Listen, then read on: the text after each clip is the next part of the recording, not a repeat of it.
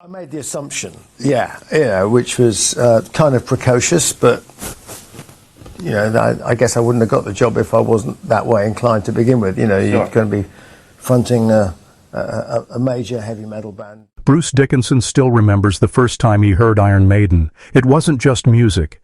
It was a sound that grabbed him by the throat.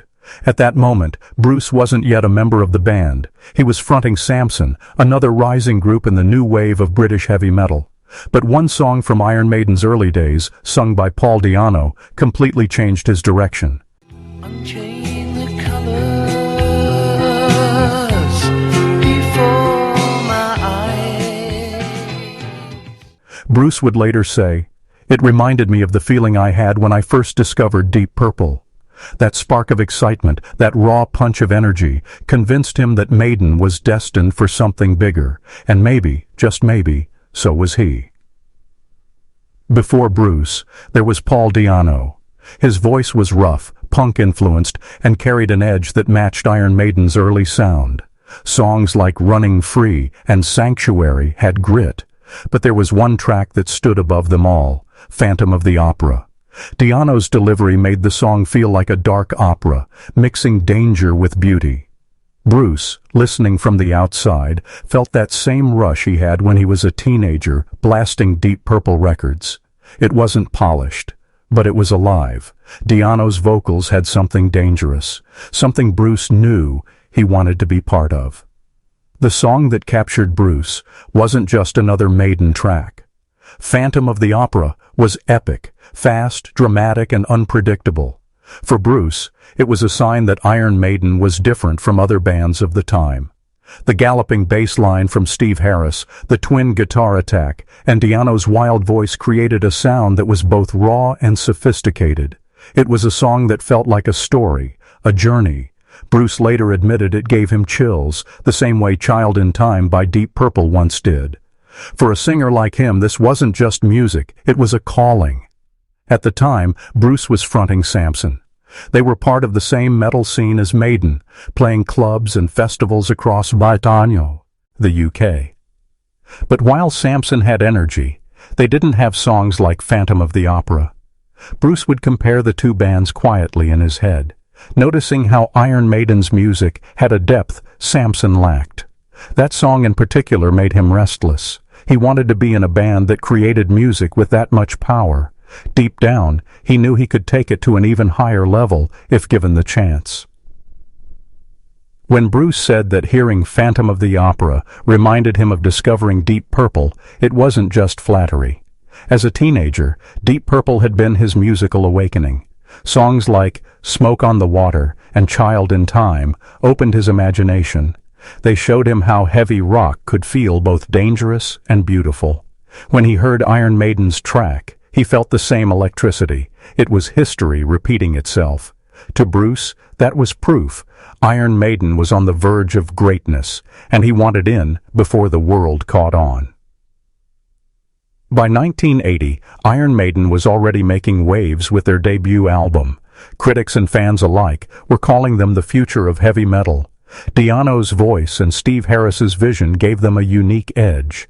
They weren't copying anyone. They were inventing something new. The raw intensity of Phantom of the Opera became a fan favorite at live shows. Bruce, still watching from Samson's stage, realized Maiden wasn't just another metal band.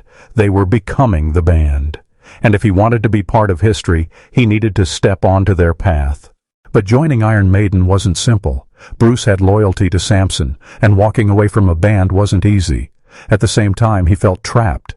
He couldn't shake the sound of Phantom of the Opera out of his head. That song showed him what heavy metal could really become. He began imagining what it would feel like to sing those kinds of songs himself, pushing them even further with his operatic voice. He knew Paul Di'Anno had started the fire, but he also knew he could make it burn brighter. As fate would have it, Iron Maiden themselves were facing doubts about Di'Anno. His punk edge gave them a raw identity, but his lifestyle and vocal limitations worried Steve Harris. By 1981, the band began searching for someone who could take them to the next level.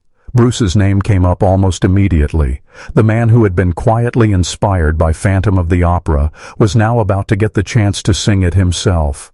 It felt like destiny.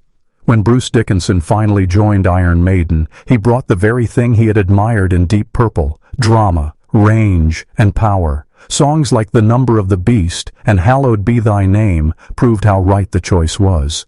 But Bruce never forgot what pulled him in. He often credited Phantom of the Opera as the moment he realized Maiden was the future.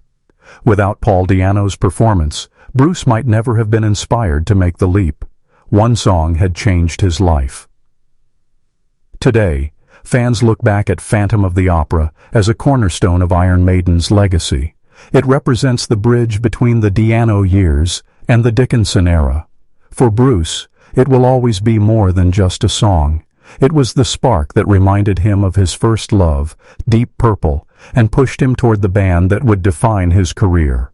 In rock history, few songs have such power.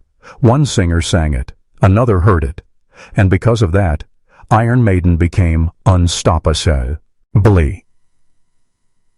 When Bruce finally joined Iron Maiden, one of the first challenges was singing Phantom of the Opera live. This was the song that had inspired him, and now the spotlight was on him to deliver. Fans had grown attached to Di'Anno's raw style, and Bruce knew he couldn't just copy it, he had to transform it.